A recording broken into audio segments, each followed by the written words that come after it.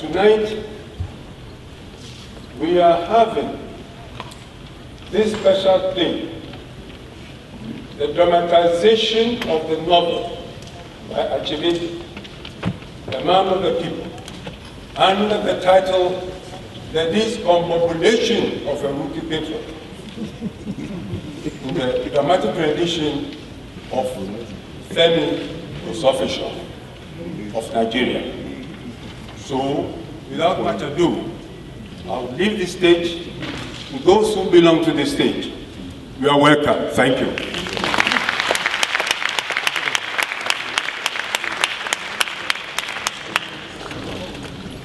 Around a bit, if you feel like I won't be far away. You can wave at me if you need anything. Relax, Nex. I promise I won't stress him. I know he is not fully recovered yet. Don't worry. I'll be good. Thank you.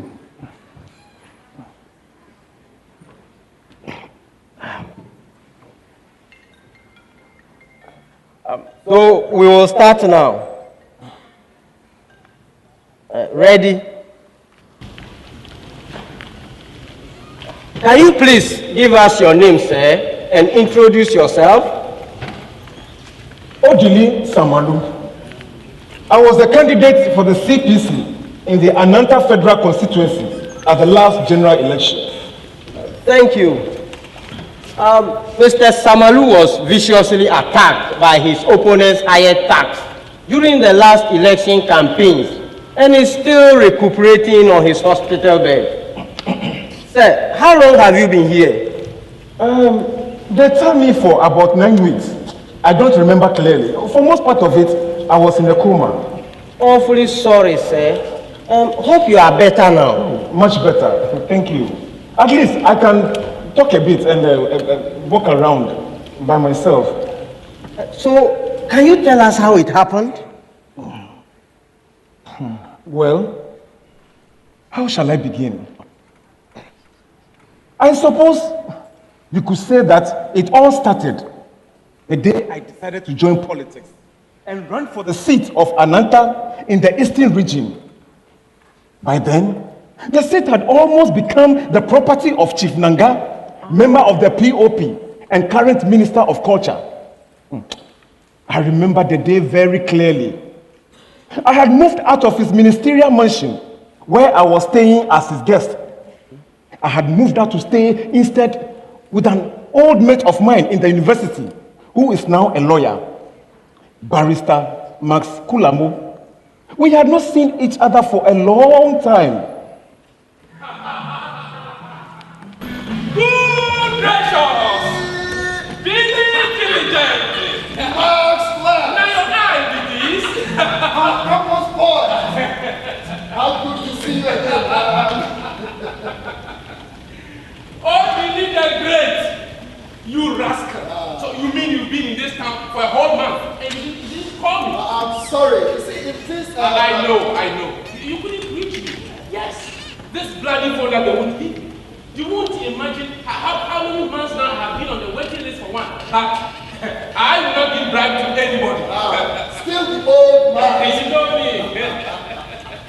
So, diligent. Where have you been staying? Well, you would believe with Chief Nanga. What? That corrupt, empty-headed, illiterate politician? He's your Minister of Culture. Isn't that the tragedy of our nation? To be ruled by ministers who can't even spell their name. What I saw and heard in those 4 weeks I've been with him, these people will ruin this country. If we don't stop them, how did you... I mean, I didn't know you were so close to the man. No, I'm not.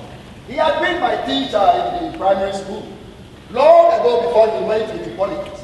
But as it turned out, the man has an uncanny memory, quite apart from his incredible charisma. It's one of his assets. Well, I can well imagine. If you stole so much money from the nation, I believe you have a lot of charisma and other assets too. Still the angry young man. No doubt you are right. But to tell you that the man will not only remember me, but also invite me to be his guest. Can you imagine? You see, he had been invited to pay an official visit to the village grammar school by our principal, Mr. Legon. What? Legon? The same Legon? Mr. Pushmi? You too! You never forget anything, do you? How can one forget those rib-cracking stories you used to tell about in school? So, the man is still alive? Very much so, my friend. Very much so. And still riding his bicycle? Oh, yeah. He owns the village grammar school and is rich now. One of the local heavyweights. That's how come he invited the minister over to the school, so that he can ingratiate himself with him and win some contract or other money from his ministry. Not to supply bicycles. You should have been there. Go on, what happened, eh? Not give me the story. Well, the minister arrived and asked me to respect the usual commotion began.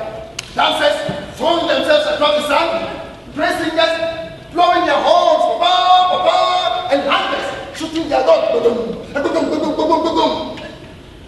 At last, when everybody was seated, our friend, Mr. Legon, got up to speak. My dear friends, ladies and gentlemen, our distinguished guest, as you all know, needs no introduction, so I shall be brief. Then he launched into this brief speech that went on and on for almost a whole of an hour. Typical. The crowd grew restless, but Mr. Legon did not notice. Even the minister was looking at his watch. A loud grumble began among the audience. But Mr. Legon, school proprietor, would not stop. Soon some daring voices started shouting, asking him to sit down, to let the minister they had come to hear talk. But either Legon ignored them or did not hear a word of this morning. Well, he was enjoying the sound of his own voice. Then it happened. One of the young men from the village, one of the tough young men, suddenly jumped up and shouted, "Enough, principal! Enough, or I shall push you down and take 3 pence!" The laughter that went up must have been heard a mile away. They will never let him forget that incident of his past, would they? He actually. Otherwise, he would probably have gone on forever. Abibigromma, wasn't it? The name you said they called his old bicycle. Abibigromma. That was the version of the He had no break. No break, no jump. I always see his picture each time he narrates the story. The poor man riding down the slope that day, going down merrily, whistling to himself. And then suddenly looking up to see a lorry rolling towards him from the opposite direction. That was the day Legon entered the folklore of the village forever. There was the lorry coming towards him at the furious speed, and Legon applied the brake of his bicycle, but there was no answer. Again the brake, but no answer. Just a little jump. He pumped it again, but no, the bicycle was not stop. Again and again, but the prodigal thing went rolling on. Yeah! This is death coming. Somebody heard. He began an appeal to the passing pedestrians. In the name of God, somebody push me down. Push me down. No one intervened. Desperate now, Legon quickly added an inducement. Push me down, I beg, he cried. Push me down and take 3 pence. I beg, push me down. Push me down and take 3 pence. Push me down and take 3 pence. And then, back down.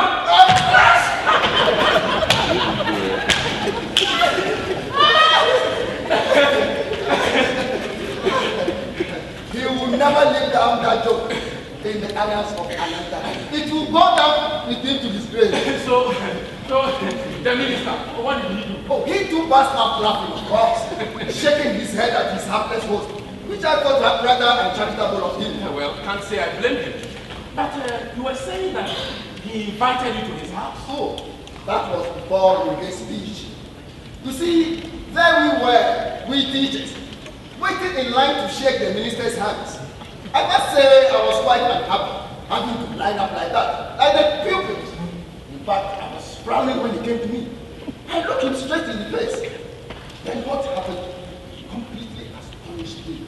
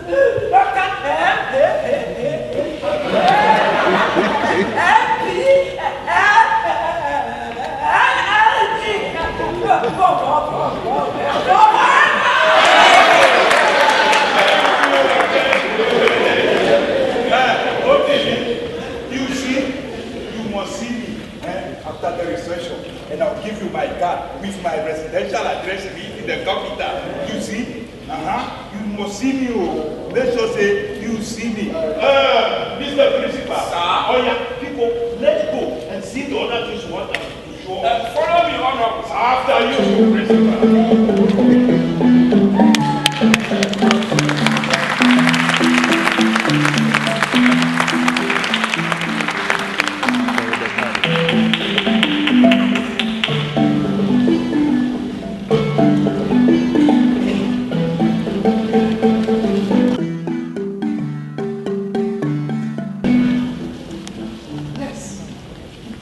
I suppose with hindsight now that I should have been warned with all that display of vulgarity.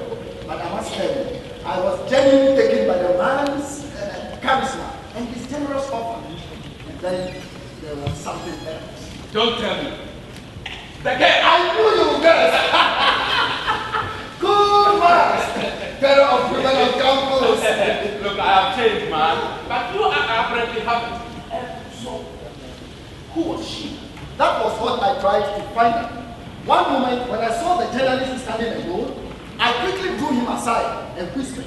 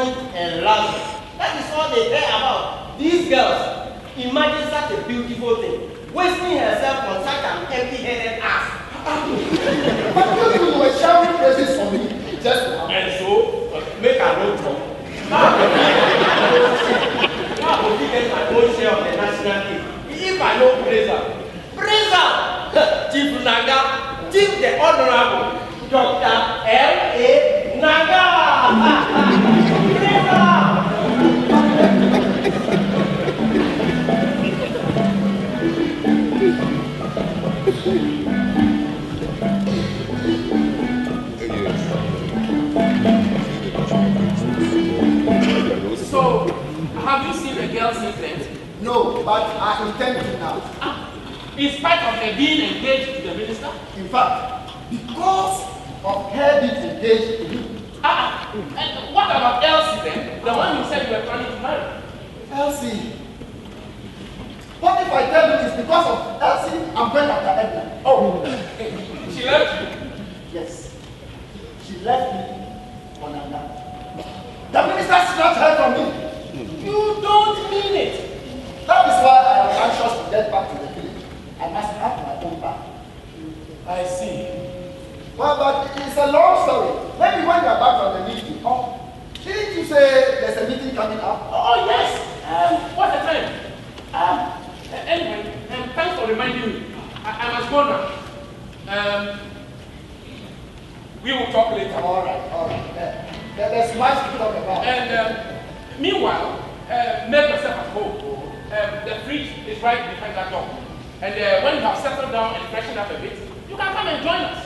The meeting is just right here in this house, downstairs.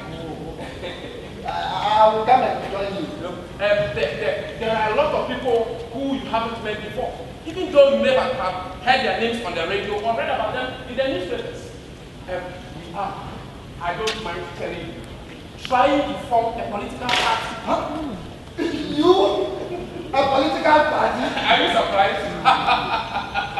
So am I doing it myself. But with the rot going on around us, we can't afford to sit on the fence any longer. Otherwise, these locusts will ruin the country for us. So that is what the meeting is about. Well, I'll come and listen. The people coming are the core members. Come to the dining room when you are ready. Who knows? You may even become our newest recruit. Well, we'll see about that.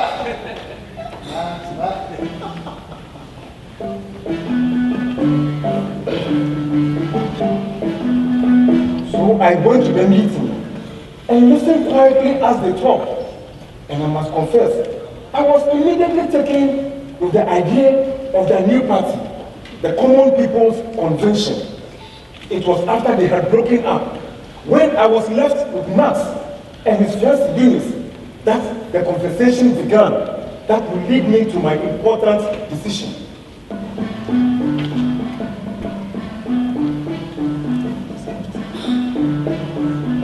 Well, what do you think, Odili?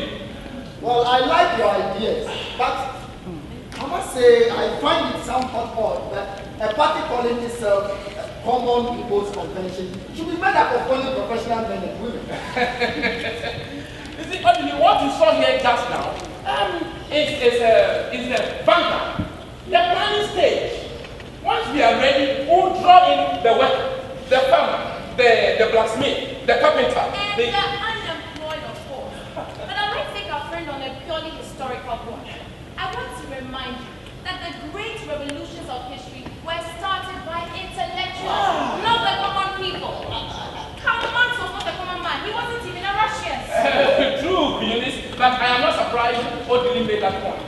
You see, he's always been a stickler for thoroughness. That is why at school we called him diligent. And you, Eunice, if you don't know it, we call him Cool Max. That should be a warning to you, because he always played it cool with the girls. He still does. I beg your pardon.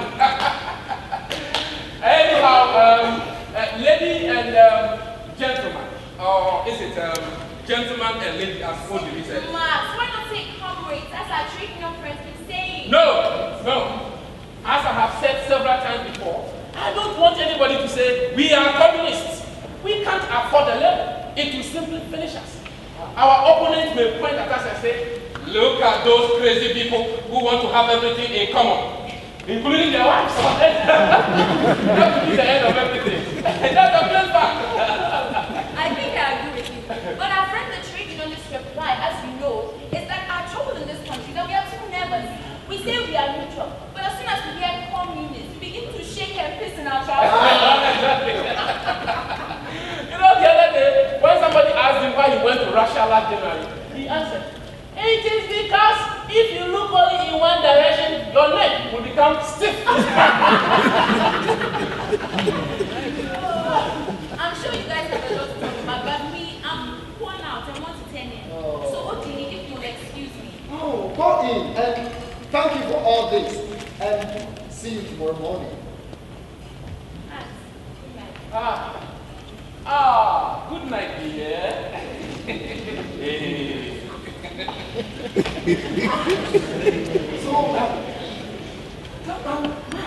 Excuse my saying so. This new party people are setting up. How many months to the elections? How do you think you can win? Oh, of course we can't. That's very obvious, isn't it? You mean you know you can't? See, there are too many mushroom political parties springing up, prophesying a landslide victory for themselves. But you know, soon they will all shrivel up again. So you know that. What we must do, in fact, what we are trying to do is to get something going, something truly different. Whilst we wait for the blower, for it's got to come. I don't know how or when, but a blower is got to come. We can't continue to have this stagnation and corruption going on indefinitely. Oh, all right. Also tell me, how do you propose to get the money? Well, we'll get some. At least enough to finance ordinary election expenses. You see, we will leave mass bribing of the electors to POP and PAP. We will simply drop cats among their pigeons here and there, stand aside and watch. And this will perhaps surprise you. Do you know that one of the junior ministers in the government is behind our new party? No, I don't like that. What is he doing in the government then if he is so dissatisfied with it? Why doesn't he resign? Resign! Where do you think you are? Britain or something? Oh, don't be funny. I'm not being funny. I know, and need no reminder that we are not in Britain or something, and that in our part of the country, when a man resigns, it's invariably his eye on the main chance. Everybody knows that. That is why I would have thought that we would start our new party clean with a new kind of philosophy. I know how you feel. See, I felt like that at first. But we must face certain facts. Now, you take a man like Nanga, now on a salary of 4,000 plus all the purposes. You know what his salary was as an elementary school teacher? That's not more than £8 a month. Now, do you expect a man like that to resign on a simple matter of principle? Assuming that is, he can recognize principle when he sees it. Well, exactly. Well, I am not saying, Matthew, that our man is like Nanga. He is a true nationalist and will not hesitate to resign if he felt it was really necessary. It's hardly the same thing. I mean, having a man like that in the government is very essential, I can assure you. You see, he tells me everything that goes on. Oh, I see. Then in that case, you are right. As the saying goes, it is when you are close to a man that you begin to smell his breath. Exactly. March the political strategy. Strange word for you though. Do you still write poetry? Oh, of course. Now and then. I remember those lines you wrote many years ago to the tunes of that famous highlight music. The one I believe you called A Dance Offering to Earth Mother. That was the poem I wrote during the intoxicating months of high hope soon after independence. What a coincidence! Just this morning, I was reading it to Eunice. Yeah. You want to hear it? Yes.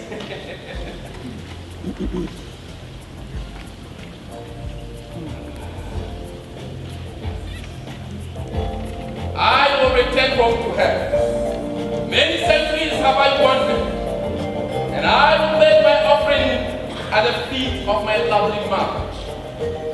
I will rebuild her house, the holy places, the great and planted, and I will make it fine with black wood, roses, and terracotta. Poor black mother, waiting so long for her infant son to come of age, and prepare her for her years of shame and neglect. And that son, she has been so much hope on, turning out to be a cheap liar. Poor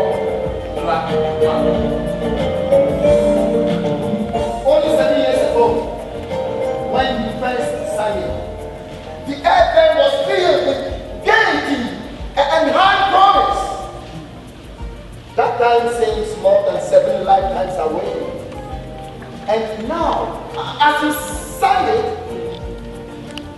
it sounded so much like a dirge. You know, I don't believe in providence and all that kind of stuff. But your arrival here at this moment seems to me most fortunate. You see, our plan is to appoint able and dynamic organizing secretaries in each of the regions. You said that you are going back to your village to avenge yourself on Nanga. How about going there for something more noble? How about going there to stand as our candidate in the southeast? You really mean that? It will be killing 2 birds with 1 stone if you agree. Look, you fight Nanga for the girl, and you also fight him for his constituency. What a marvelous idea! I'll do it, Max!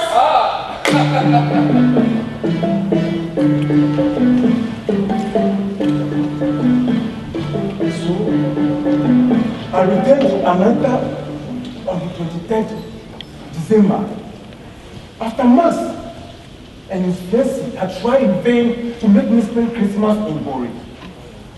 As soon as I returned, I got busy with my plans. The first thing to do, I thought, was to get close to Edna before announcing my entry into politics. But that proved to be more difficult than I thought. I didn't even know where to find her. Fortunately, however, Chief Nanga had sent his wife and children to the village to spend Christmas, as he did every year. I visited Mrs. Nanga and gradually steered her onto the subject of a rival coming to disrupt her family. Then, on the pretext of going to Edna to dissuade her from the marriage, I got Mrs. Nanga to give me her address. But what I had not reckoned with was the girl's greedy father when I went calling.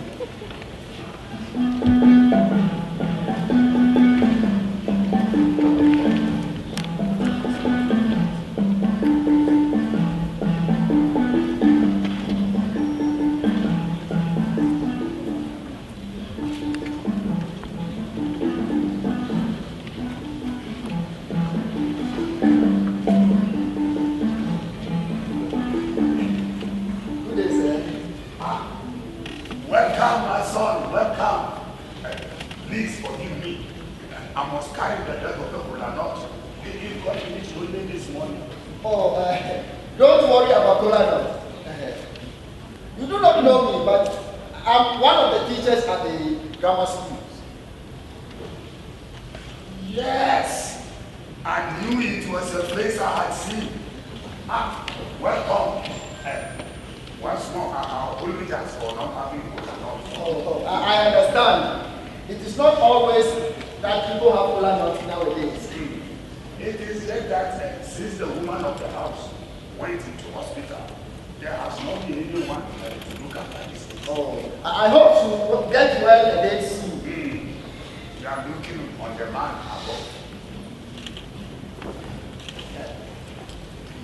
How is Edna? Edna? She is cooking the food to take to the hospital. I have a message for her from my friend, Chief Nanga. You are a friend of mine, in-law. Why did you not tell me so? Have you come from Bori then? Yes, I came just a few days ago. True? And how was he when you left? He was well. Edna! Edna! Papa! Come and salute our guest. Has your wife been in the hospital a long time now? Since 3 weeks, her body has not been rest since the beginning of the winter season. God will hear our prayers. Amen. You go there now. You go there now.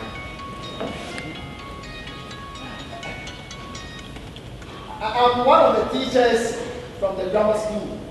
We met the other day, Chief Nanga lectured, and you and I... Oh, yes, that is true.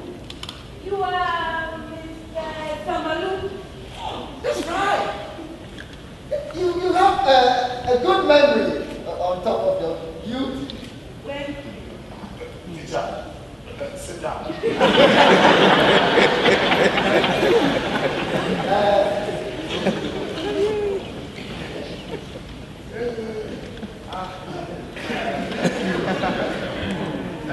He says he has a message from boy. Oh, nothing really. Chief Nanga only asked me to come and greet you and ask about your mother. You may tell him that she is still in the hospital and that her medicine it costs money and that she planted Nanga cassava. No, this year. Don't listen to him. Did he not send you something through his wife? Listen to her. Because your mother ate yesterday and she will not eat today. Oh, my daughter, this is the time to enjoy him. Not when he has claimed his wife and gone away. Our people say, if you fail to take the sword of a strong man when he's on the ground, will you do it when he gets out? No, my daughter, leave me in my law. He will bring and bring and bring, and I will eat and eat until I am. And thanks to the man above, he as a minister does not like what you do. Excuse me. I have to go now and finish packing the lunch I am taking today. If I don't get there before 1 o'clock, the nurses will not let me eat. Father, have you given the stranger a cola note? After, if you have to bring it, I will eat. Don't worry, I'm okay. By the way, I hope you don't mind if I come with you to see your mother at the hospital. I think now that I'm here, I ought to see her so that next, when I write to Chief Nanga, I shall have something to report. That's very kind of you. I can also give you a ride on my bicycle. Oh, yes. Don't mind. Thank you very much. Then I can get to the hospital quicker. Goodbye, sir. Goodbye. Don't give what my daughter says. When you get back to God, tell my in-law that the treatment of his wife's mother is costing me water and firewood. I shall certainly say so.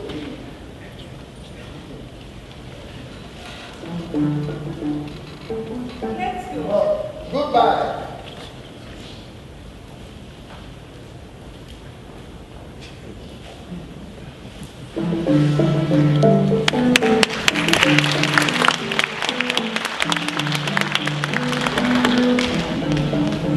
So far, so good. I said to myself, Edna was obviously the trusting type, which augured so well for my plans. I mounted the bicycle with the can on the back. Edna climbed on the bar, sitting sideways, and I pushed off. You can imagine my excitement at having her so close within my arms, and the perfume of her hair in my nose. The road to the hospital turned out to be quite steep enough to take the wind out of one. But with the kind of passenger I had, I didn't care to admit too readily to being tired. So I raised up all the little hillocks until my heart raged like a bonfire. Then, as I pedaled freely down one friendly slope, I saw, this time it was not a lorry like a Mr. Rudiso, just a stupid sheep, one bloody sheep with a 4 or 5 lamps, rushing on my left. I braked suddenly. The bicycle pushed forward and I crashed on the ground. Edna was thrown farther up the road. I got her quickly and helped her to her feet again. Then, we both saw the fufu and the soup in the sandy road.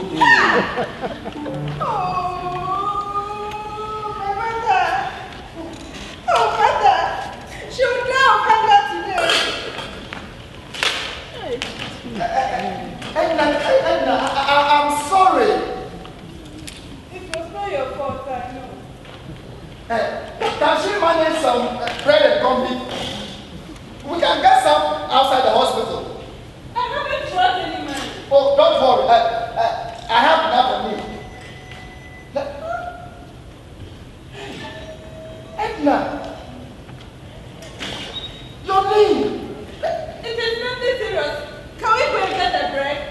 we'll also get some disinfectant for your wound. And now, my dear, I am so sorry. It was a stupid sheep. And you too. Look at you.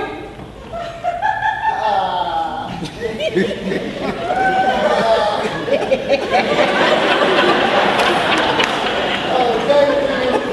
Thank you, my dear. You were eating up all the hills like yams. Which heels? I didn't notice any heels. Strong man. That's me. Yes, run up by a sheep.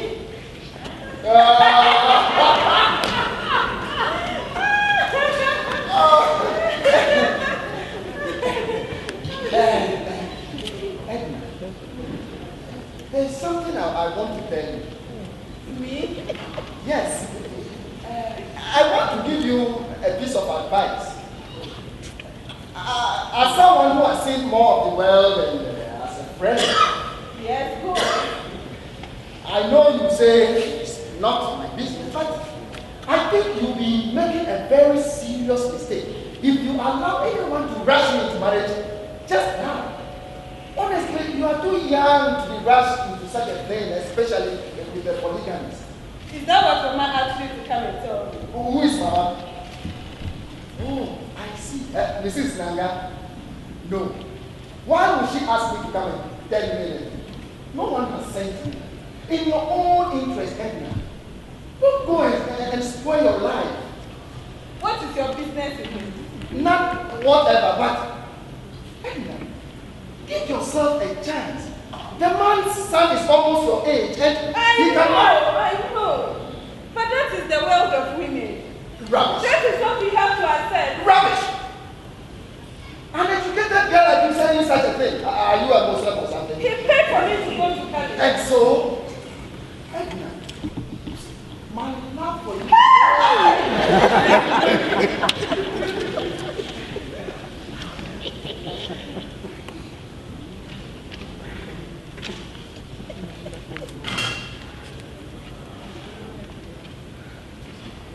Are you angry?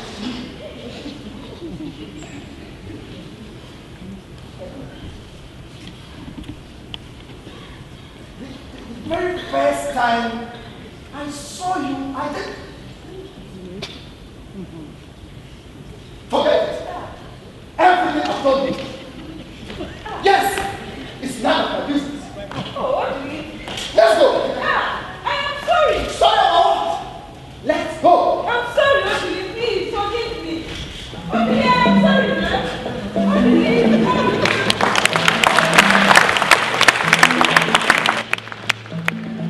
I was defeated. That would have been the end of the whole matter, I must confess. But do you know what happened? As soon as I got home, my little boy, Peter, handed me a blue envelope. The boy had brought it on a bicycle. He said, the writing was beautifully rugged, without doubt a woman's hand. So feverishly, I opened it. And it was Edna.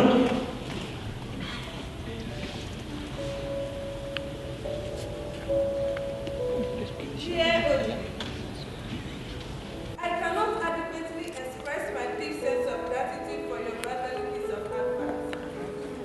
It is just a pity that I answered you the way I did. I feel like going on a bended knee to ask for forgiveness. I know you are noble and kind-hearted to forgive me even before I ask. Smile. I have thought carefully over all you said about my marriage. But really, you should pity poor me, Odili. I am in a jam about the whole thing. If I develop conflict now, my father will almost kill me. Where is he going to find all the money the man has paid on my head? So it is not so much that I want to be called a minister, but a matter of can't help. What cannot be avoided must therefore be borne. Oh, I pray for his happiness. If God says I will be happy in any man's house, I know I will be.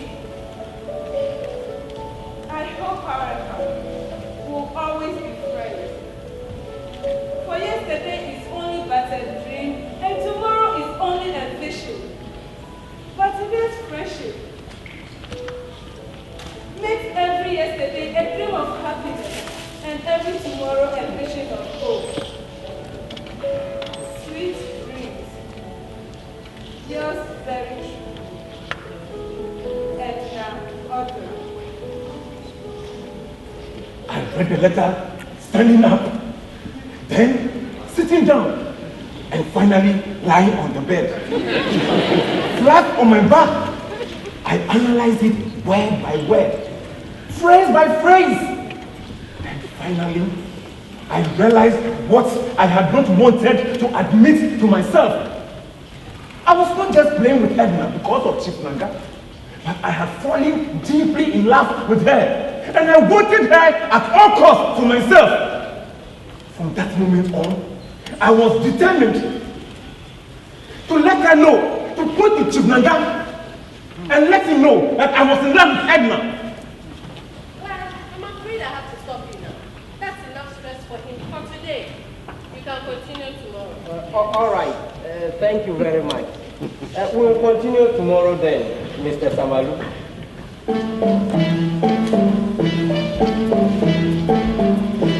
I announced my candidacy as a CPC representative, and the excitement began. I had wanted to put up my office in Atlanta, but the hostility there from Chief Nanga's people was so much that I had to change my mind and shift my headquarters to Ura in my own village. Here, I anticipated some trouble for my father.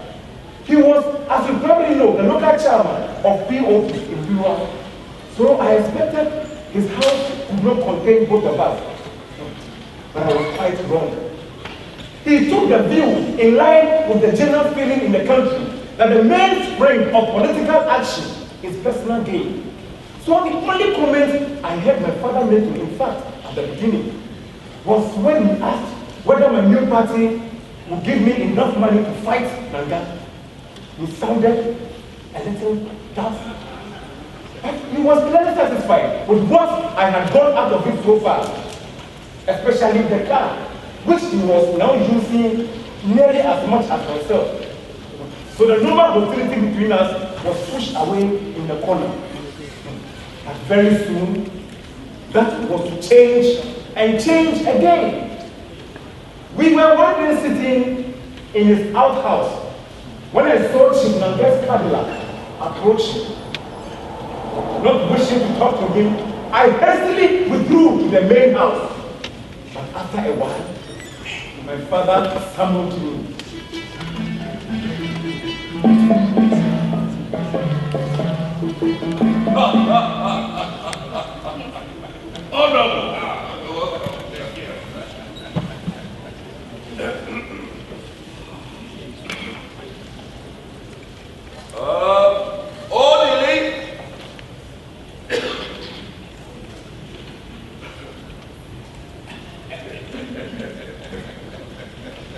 Father, I'm here.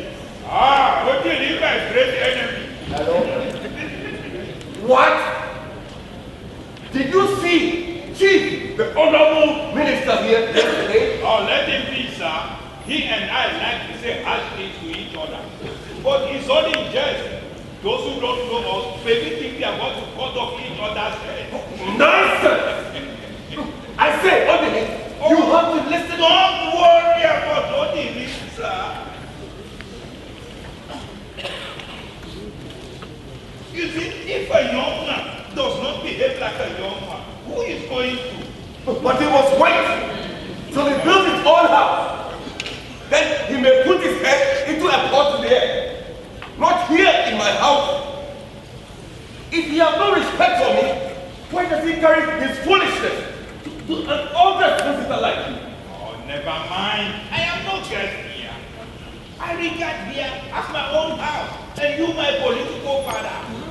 Whatever we are able to achieve over there in Tori is because we have the backing of people like you at home.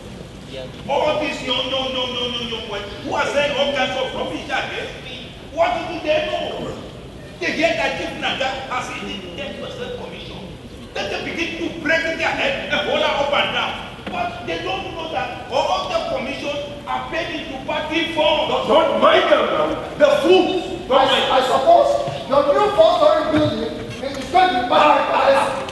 Chief, the honorable minister was not talking to you. Naturally, because he knows I know what he knows. Your new buses, for instance, are for carrying party members, and the new estate that is rising up. Shut up! Shut up, your mouth!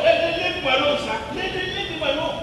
If he finishes advertising his ignorance, I will educate him. Have you finished now, Mr. Nationalist or Rookie Patriot? He that knows not and knows not that he knows not is a fool. Don't mind him. Don't mind him.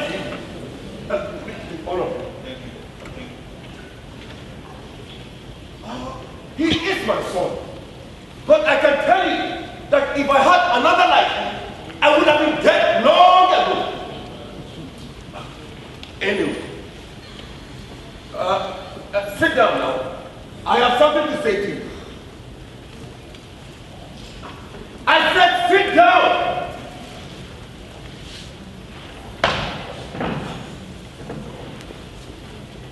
Now, listen very carefully to me. As our people say, when a madman walks naked, it is his kinsman who feels shame, not himself. So, I've been begging Chief Nanga here for forgiveness on your behalf. How could you go to his house, asking for his help, and then eating his food, and then leave spitting in his face? No, let me finish. You did not tell me any of these things, that you abused him in public, and then left his house to plot his downfall. It's not. I said, let me finish. It does not surprise me at all that you sprung back and never said any of these things to me. Well, not that you say any of these things to me anyway. Why should you? Do I know? Am I not of the old father? You see? I said, let me finish. In spite of your shameful behavior, Chief Nanga continues to struggle for you. And has now brought the scholarship you have been looking for here to the house. Here. Here. See? His kindness surprises me. I couldn't have done the same thing myself, I tell you. But that is not all. On top of all this, he has brought you 250 pounds. If only you sign this paper. Sorry, sir. Don't say I'm interrupting you. But before he signs that paper, I want us to be very clear about something. I do not want Okenle to misunderstand me. You see, my good friend, I am not afraid of you. So it is not because of that at all. Every goat and every fowl in this country knows that you are going to fail woefully. You are going to lose your deposit and disgrace yourself. There is no doubt about that. But you see, I am only giving you this money because I feel that after all my years of service to my people, I deserve to be elected out of post. So that all my detractors in police will know that I have all my people solidly behind me. That is the only reason why I am giving you this money. Oh, otherwise I should leave you alone to learn your bit a lesson so that when you deal with elections again in the future, you will run. You see, I know that those irresponsible boys are giving you some money. Hey, if you are wise, better keep that money and use it to train your father's children or use it for something better. No, please. I don't need him to tell me, help me how to train my own children. I don't need him to do that. Well, anyway, we know where all that money is coming from. Don't you don't know? We know. We will deal with them after the election. These foreign interlopers, they think they can just come here and give money to some irresponsible boys to overthrow a duly constituted government. We will deal with them. But that's for you, my friend. You can eat what has entered your hand. You see, your good friend Maswakula, he has more sense than you. He has already taken his money and agreed to step down for Chief Bobo, our leader. Impossible! He's a lie! Look at him. He does not even know what is happening. You stay in the bush here, wasting all your time, while your friends are busy putting their money in the banking for you. You can't believe me. I said, please, can you just go? I'm sorry. I am not giving you orders. But can you leave us alone for a while? Let me talk to him alone. All right. But I warn you, not Odin. He would never listen.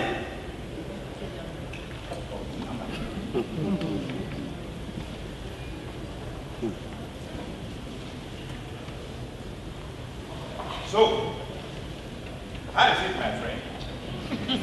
Is that what you want to talk to me about? That is the matter now. Please! Wonders will never end, go. Wonders will never end. All this anger and hatred. Is it about that girl, Alice? Answer me. All right, now, let me ask you.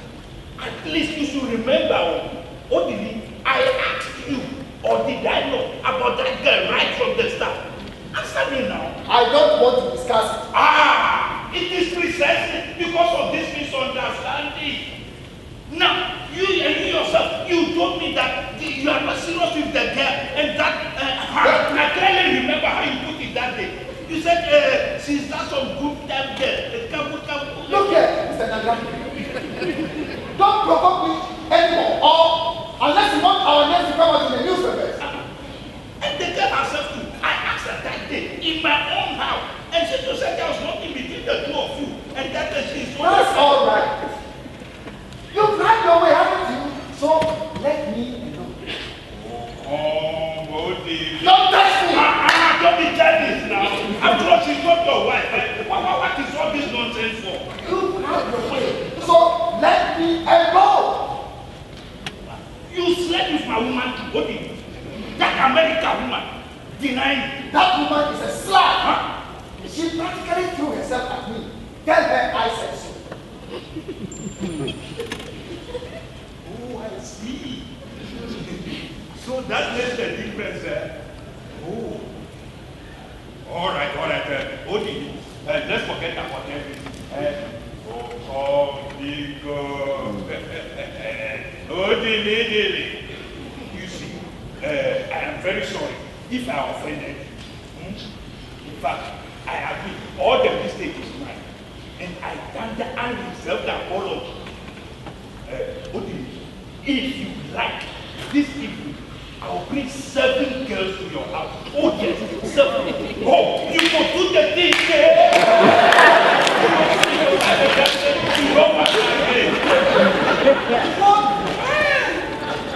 What a country! And you call yourself Minister of Culture? God help us. What? Hey, what do you mean? I will not more stop any nonsense from any small boy for the sake of any common girl. You hear that one? If you try to insult me again, I will just do what? You can't do fuck all. You are just a bushman. You have won today, but watch it. I will have the last life. I will never forget. Hey, is that what you want? You small boy. You want to fight? Hey! I told you! Hey! I've done my best! I've done my best! Thank God, your father is my living witness. I brought you your scholarship. Go and learn more book. You know our country needs experts like you. Go and leave the dirty game of politics to us who know how to play dirty. You want the answer? It's no, Chinua.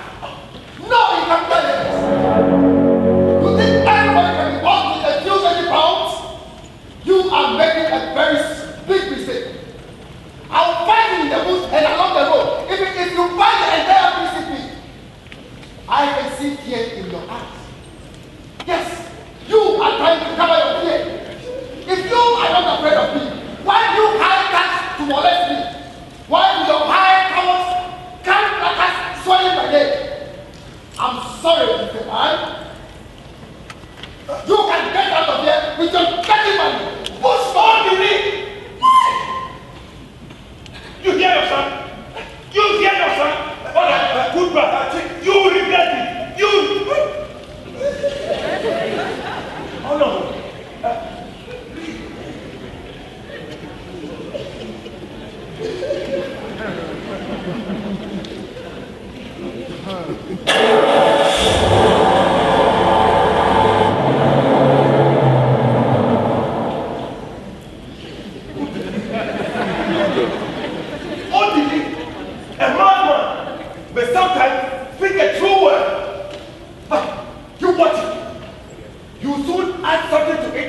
than to tell you his mind is still out of order.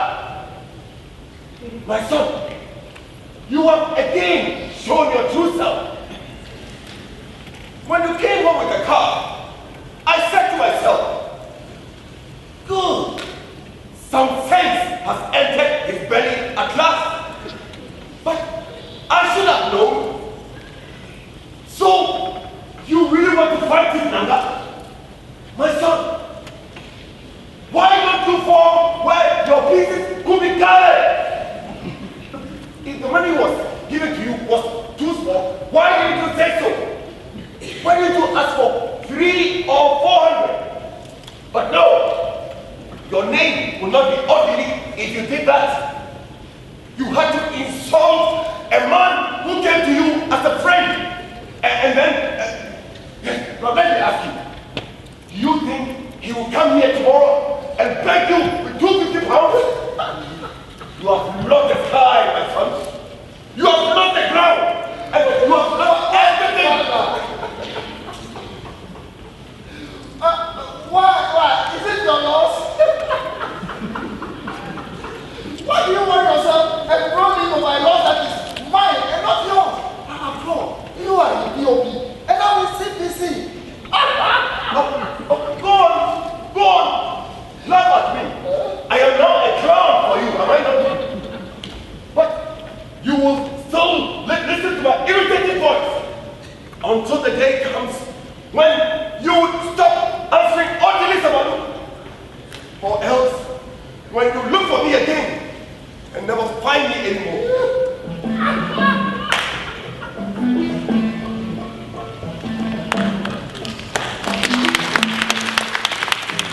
The very next day, mother of all mothers, Max and our campaign team arrived from the river. There were a dozen other people with him, two of whom I knew already. Julius, his nephew, and the trade unionist, Joe. They had a car, a minibus, and two brand new Land Rovers with loudspeakers fitted on them. Seeing them so confident and so well equipped was for me the most morale boosting event of so many past weeks.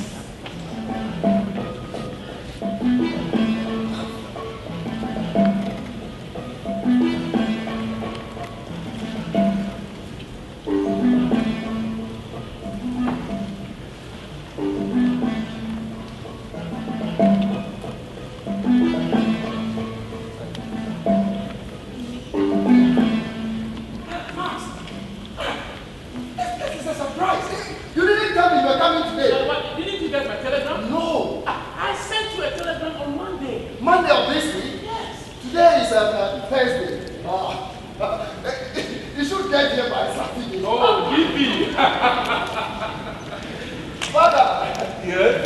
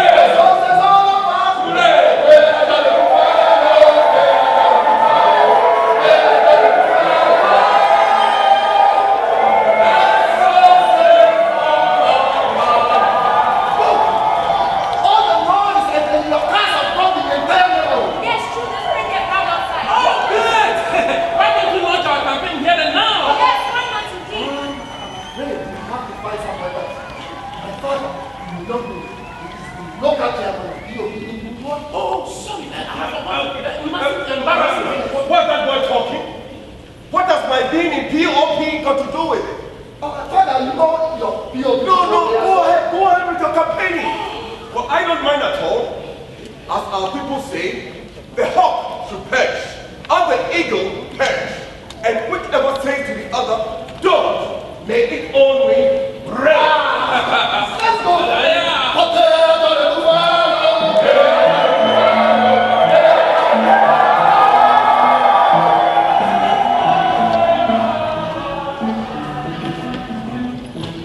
My comrade sang for his Johnny Goodfellow again.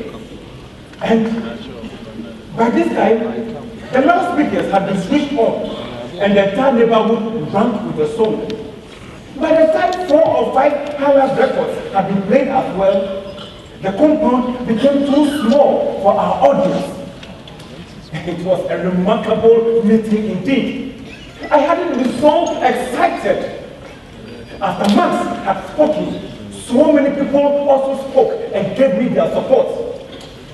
One old man in particular was so effusive.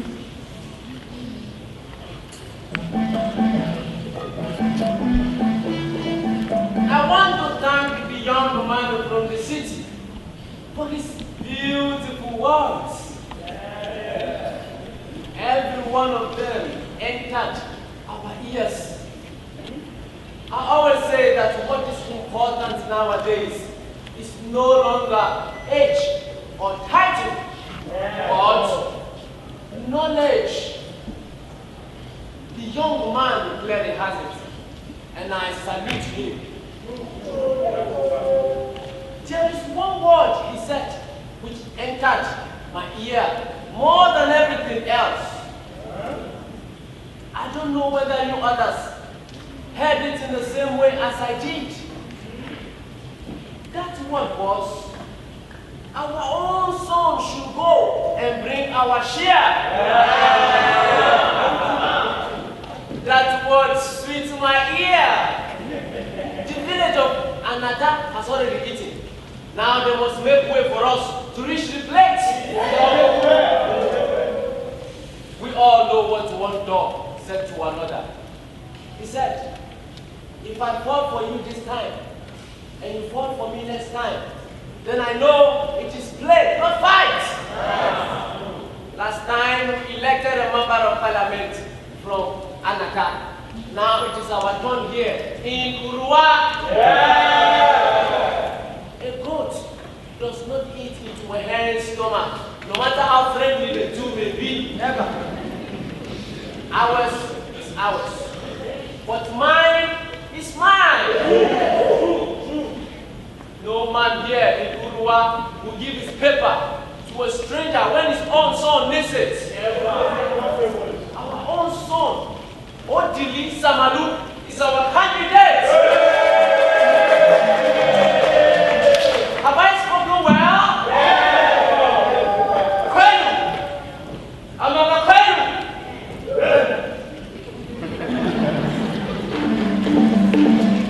So, although I was somewhat embarrassed by the parochialism in it, I was somehow confident that there, at least in my own village, I was going to beat Chikunanga hands down.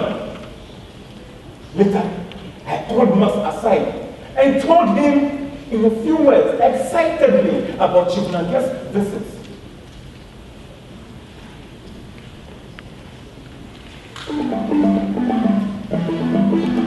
You should have taken the money from him, my friend.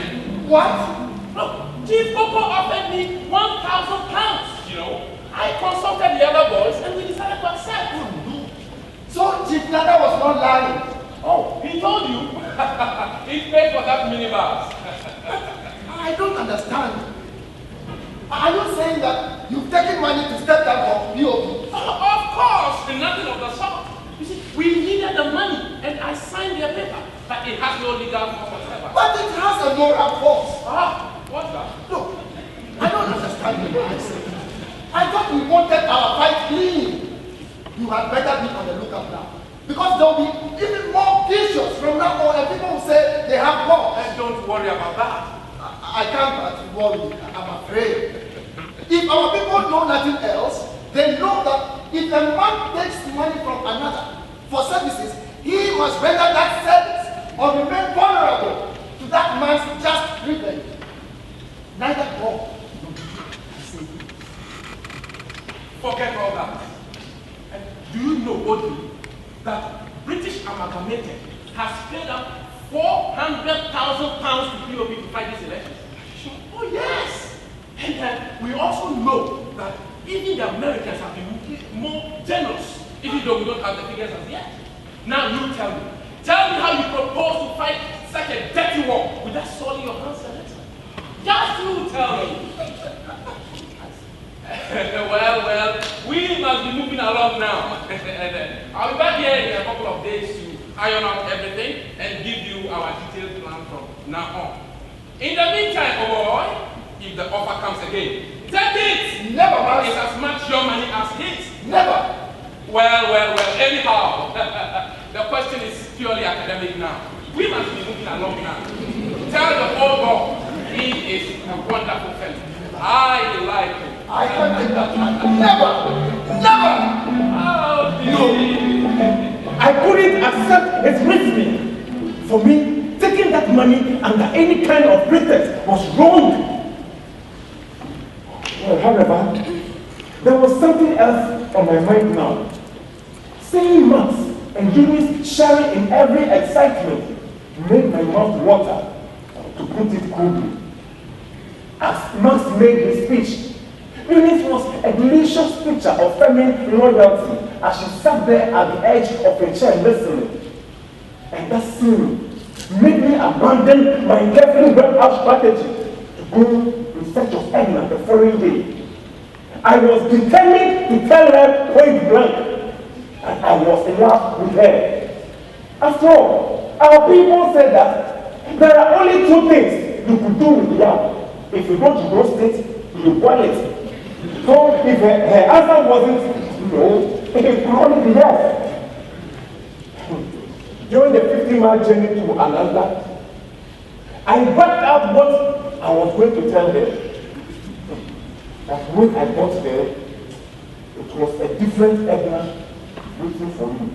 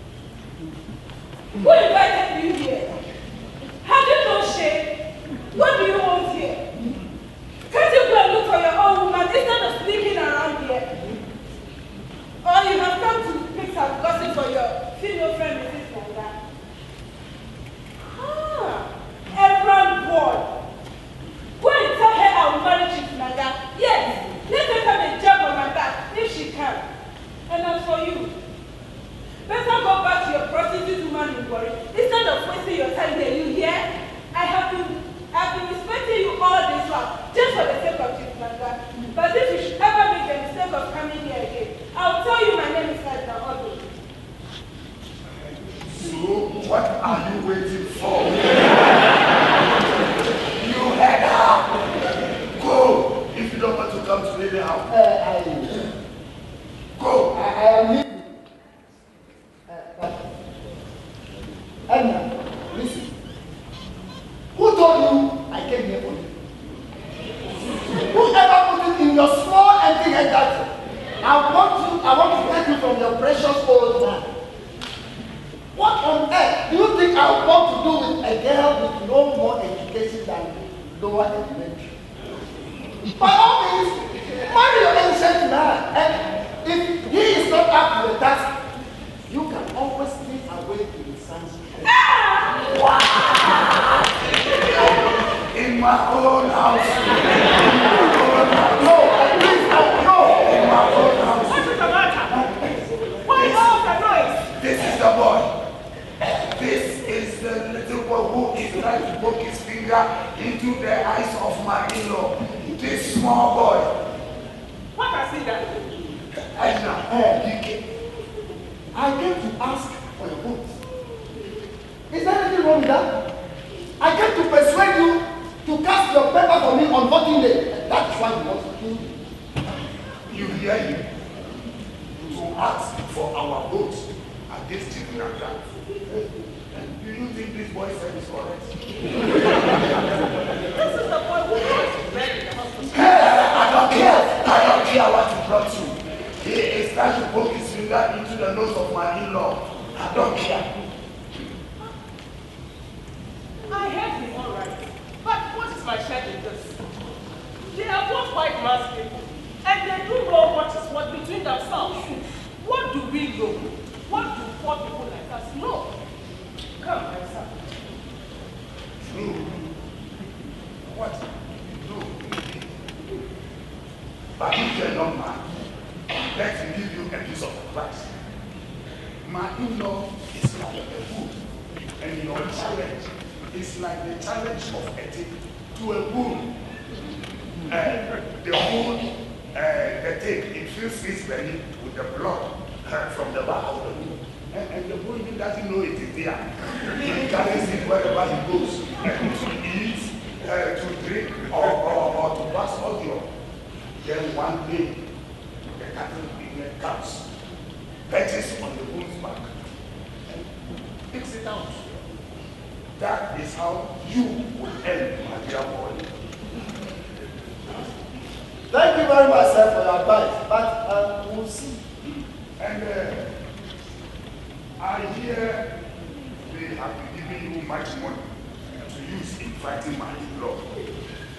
If you have any sense in your bed, you will carry that money into your bed silver, store it away, and do something useful with it. That is your good luck. But let me not see your feet in this house again. Goodbye.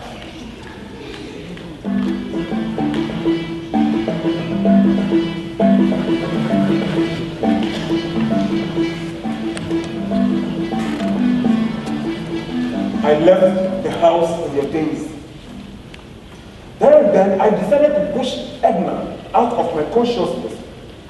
The battle ahead, I realized now, was going to be a tough and a bitter one. Chief Nanga had a reputation for being ruthless, but I did not know just how vicious he could be. The very next day, he launched his first assault. As I was listening to my new portable radio, I suddenly heard the announcement about my father. It was shocking. Alarmed, I rushed to the main house to look for him. Father! Father!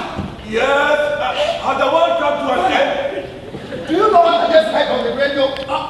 The Queen of England has given birth to triplets. They have just announced that you have been unanimously removed as the local chairman of POP in Urua. Is that all? They said the information came from Bureau of Investigation and Publicity that you were removed for subverting anti-party activities. I see. Father, what are you going to do now? My son, don't distress yourself now.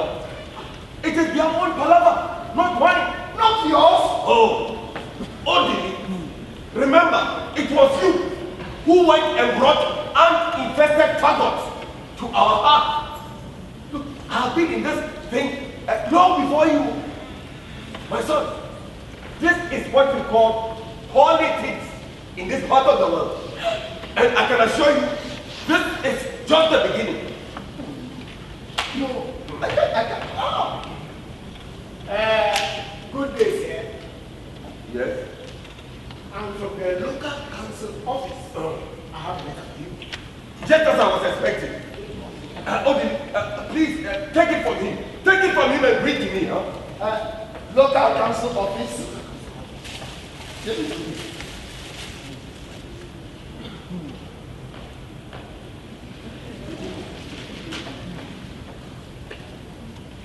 What? You people can be serious. What does it say? It's your tax assessment form. They said they made an error in the earlier calculation, that it was based on your known pension of £84. Now they have found that your real income, in fact, is £500 derived from business. From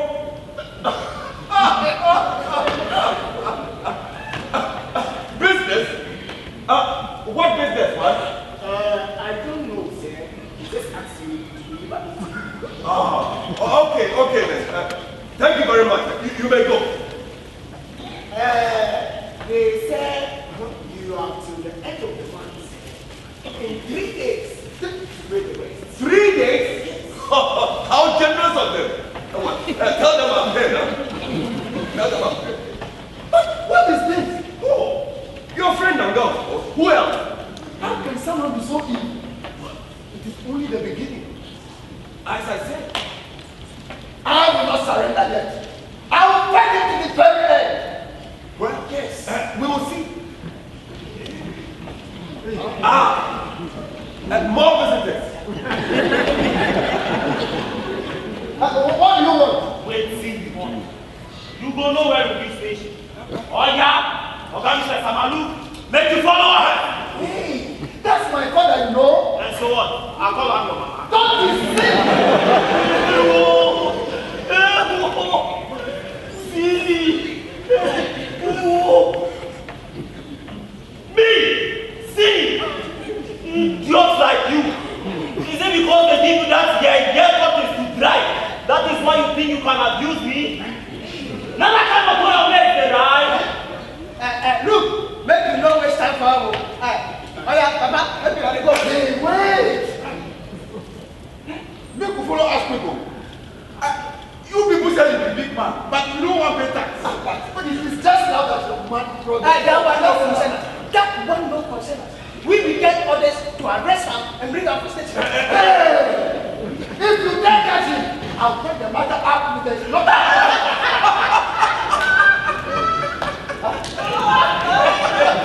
The only time you can take the matter, like I'm you, I will take him down. And when I don't, I will take him sideways. Foolish man.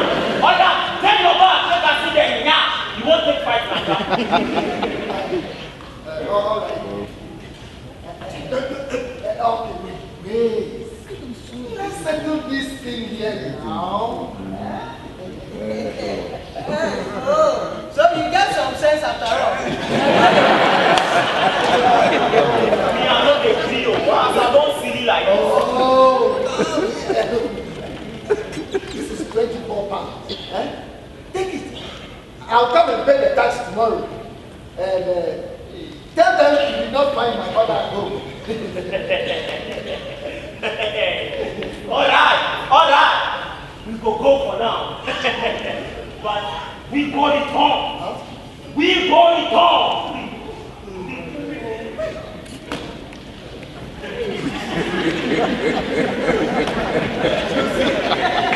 Didn't I tell Hey, Ode. No, but I can see you are learning fast. Hey! Hey! Mama? Odi, Yes? let me see what? Lorries from the public works people, about 7 of them. They are taking away the pipes now. Ah, which pipes? The ones they brought earlier for the promised rural water scheme now. No, Father, no. Let me come and talk here. Hey, you, why would you people? Boy! Father, come take this thing away.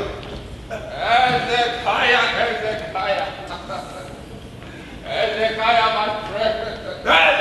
Don't sit down, Counselor. Now, just tell me what you have come here for. Now what? What has brought you here, Counselor Coco? Well, since you want it like that, I will tell you. No need beating about the bush. I have brought you a paper to sign. That's all. Yeah. You see this paper? When I heard all that was happening between you, your son and Chief Nagapi, I was not happy at all. I said, Mba, an elder cannot be watching in a market whilst a child's head dangles awkwardly on his mother's back.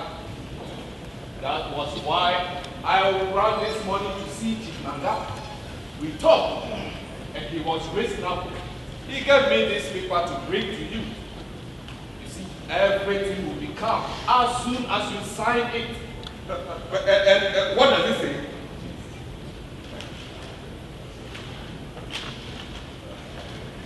Sit down.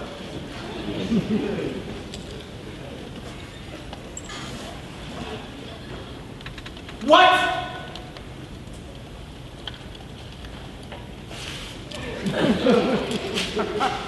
Now, take the paper away. Leave my house and never set your foot here again. But Hezekiah, you heard me. You are making a mistake. A very big mistake. Is this what you call friendship, Counselor? That I, Hezekiah Samalu, dissociate myself from my son's lunatic activities? That the so-called launching of CPC in my premises was done without my knowledge or consent? And that finally, I affirm my implicit confidence in our great and God-fearing leader, Chief Nanga. Who the hell do you think I am, Counselor? This is not the time for you. No, thank you. Thank you for your concern. Now, please leave my house. Take your coat away from my house. Me? Look, what do I do? All right, it's all right. I'm leaving. But no one will stop the foolish beating from following the yam to the cooking pot. Good idiot! They eat and eat and eat and will never be satisfied. Father, don't you think, as the man said, you are making a serious mistake? In your eyes, Ode, have I ever done anything else in all my life? This paper you refuse to sign, is it wise? Oh, look, Ode, our people have a saying. They say a man of honor does not get up and unsay what he said yesterday. Well, I received your people in my house, and well, I will not deny that. Old man, you do not belong to this age. Nowadays, men of honor simply forget what they said yesterday. And that is what is ruining our nation, isn't it? Well, but I have one more thing I have to explain to you anyway. Look, you have brought all this trouble into our house. And so you are going to carry them. From today onwards, whatever that they agree upon, you are going to carry them. Oh, that's a small matter, Father. What? What is that? The doctor, this afternoon. People of Urua! People of Urua! Strange. What is he saying? Let's listen. People of Urua, listen to me.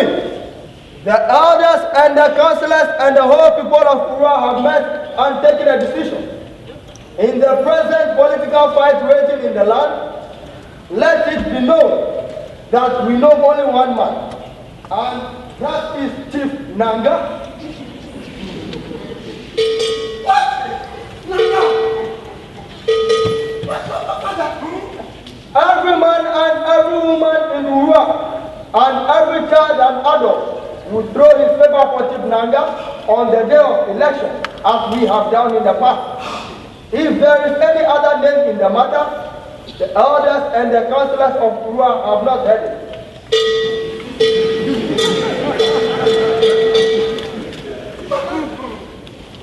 My own people, yes, who were dancing in this compound last week. I can't believe it. You can't stand that our own village people have chosen to recoil from the role of sacrificial lamb? Why? What did it? Do you think they will forsake for you the chance of getting good, clean water, or what they call their own share of the national cake? Why, in any case, have you offered them in exit?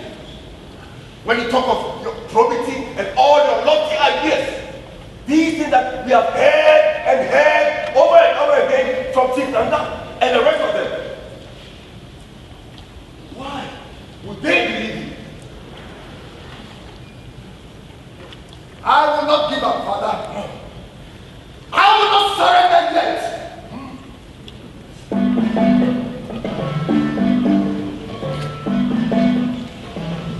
A profound sadness seized me, but I was also boiling inside with a furious sense of wrong.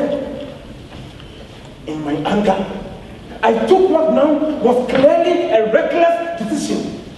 I decided I must go to Chief Nanga's first launching, if only to witness the way our people willingly surrendered their freedom to charlatans and crooks. My father tried his best to dissuade me, of course, but I would not listen.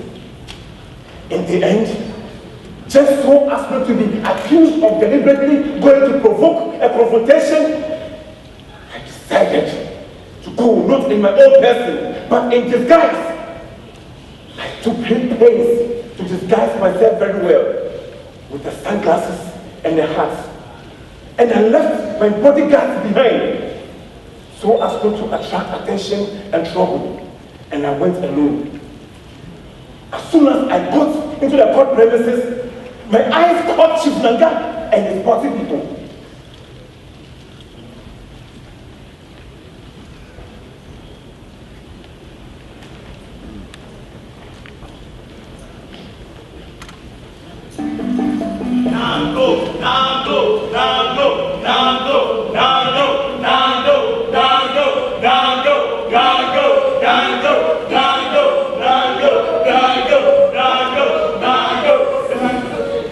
Everything seemed to work well for a while. I worked my way through the crowd to a closer position where I could observe the faces of those on the dais without attracting attention. Then, after a long wait, some official grabbed the microphone and announced he was the MC. And that was when it happened. I saw a man with whom I had had some trouble before climb onto the dais and whisper something into Chief Nanga's ears. Chief Nanga shot up, grabbed the microphone, and over the loudspeakers came a call to catch that man in sunglasses and hat. I turned round. I couldn't run. I was literally carried onto the dais.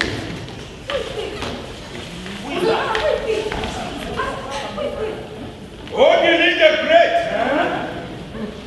I salute you. My people, some of you may not know him, but this is the boy who wants to take my seat. Who is he? My friend, get up. My people want to see you, get up. Yes, this is the boy who is thrusting his finger into my eye.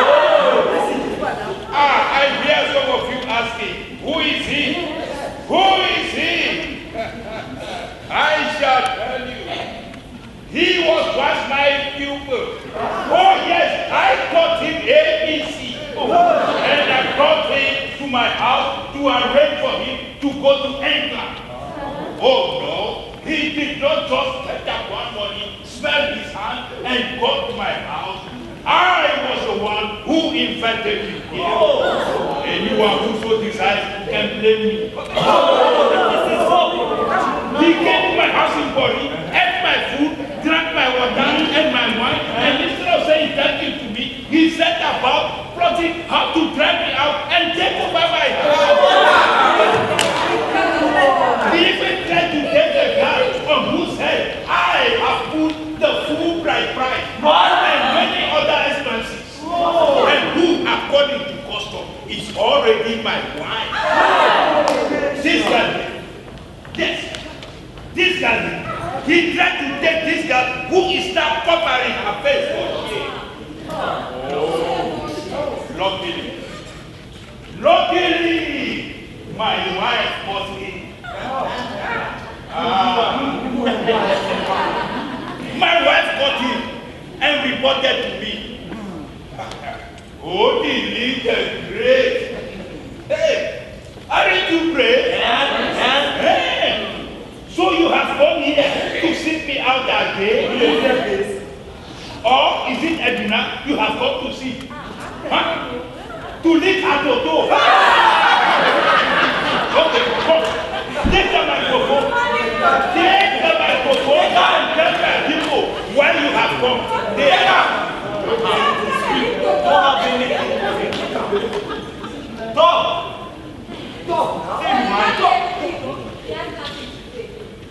I came here to tell our people that you, Chief Nanga, you are a liar. You are a thief.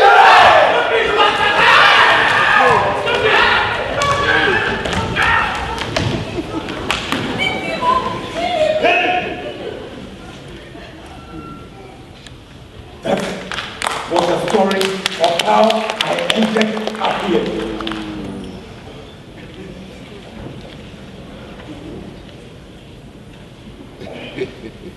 That was what politics did to me. Incredible! And yet they still arrested you? Me? The police! They were all over here after last week. The police? Regarding your bed, you were under arrest. For what? For being in possession of dangerous weapons. Me? They said 5 machetes were found in your car and 2 double-barrel guns. But anyway, they've now withdrawn the case. Anyway, what days are the elections?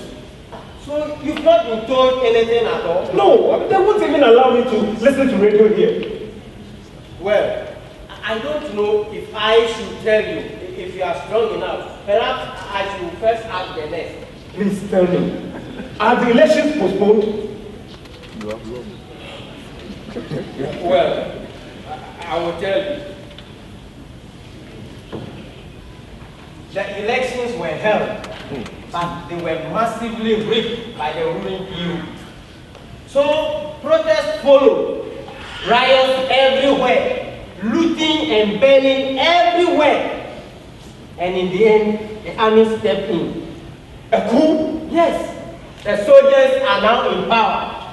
They've dissolved the government. And most of the ministers, including your Chief Nanga, have been clamped in detention. Oh my God.